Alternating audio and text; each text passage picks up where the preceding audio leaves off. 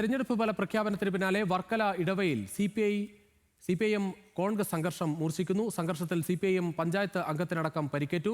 23 പേർക്കെതിരെ സംഘർഷത്തിൽ കേസെടുത്തിട്ടുണ്ട്. ഇടവ ഗ്രാമപഞ്ചായത്ത് ഓഫീസിന് മുന്നിൽ കോൺഗ്രസ് വനിതാ പ്രവർത്തകർ റീത്തുമായി പ്രതിഷേധിക്കുകയാണ്. മറുവശത്ത് സിപിഐഎം പ്രവർത്തകരും സംഘടിച്ചിട്ടുണ്ട്. അനുരു അശോകൻ ചേരുകയാണ് കൂടുതൽ വിവരങ്ങളുമായി. അനുരു, വലിയ സംഘർഷത്തിലേക്ക് കാര്യങ്ങൾ പോവുകയാണ്. എന്താണ് നിലവിലെ സാഹചര്യം?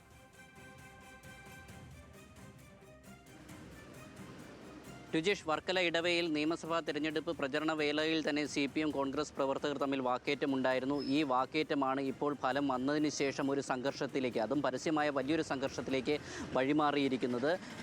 ഫലം വന്ന മെയ് 4-ന് തന്നെ CPM പ്രവർത്തകർ UDF സ്ഥാനാർത്ഥിയായ വർക്കല കഹാറിൻ്റെ ഫ്ലെക്സ് ബോർഡുകൾ പ്രദേശത്ത് വ്യാപകമായി നശിപ്പിച്ചിരുന്നു. ഇതിന് പ്രതികാരമെന്നുള്ളതാണ് കഴിഞ്ഞ ദിവസം കോൺഗ്രസ് പ്രവർത്തകരും LDF സ്ഥാനാർത്ഥിയായ വി ജോയിയുടെ ഫ്ലെക്സ് ബോർഡുകൾ നശിപ്പിക്കുന്നത്. ഇത് തടയാനെത്തിയ ഇടവ പഞ്ചായത്ത് അംഗം ബിനുവിനെയും സുഹൃത്തായ അജയകുമാറിനെയും കോൺഗ്രസ് പ്രവർത്തകർ മർദ്ദിച്ചു എന്നുള്ളതാണ് ആരോപണം.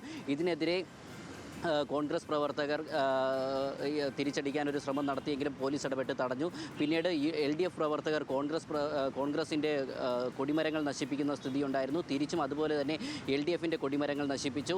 ഈ പഞ്ചായത്ത് അംഗത്തെ മർദ്ദിച്ചതിനടക്കം കഴിഞ്ഞ ദിവസം വർക്കല ഇടവ തീരദേശ റോഡ് LDF പ്രവർത്തകർ ഉപരോധിച്ചു. എന്തായാലും ഈ സംഘർഷത്തിൽ 15 CPM പ്രവർത്തകർക്കെതിരെയും 8 കോൺഗ്രസ് പ്രവർത്തകർക്കെതിരെയും പോലീസ് കേസെടുത്തിട്ടുണ്ട്.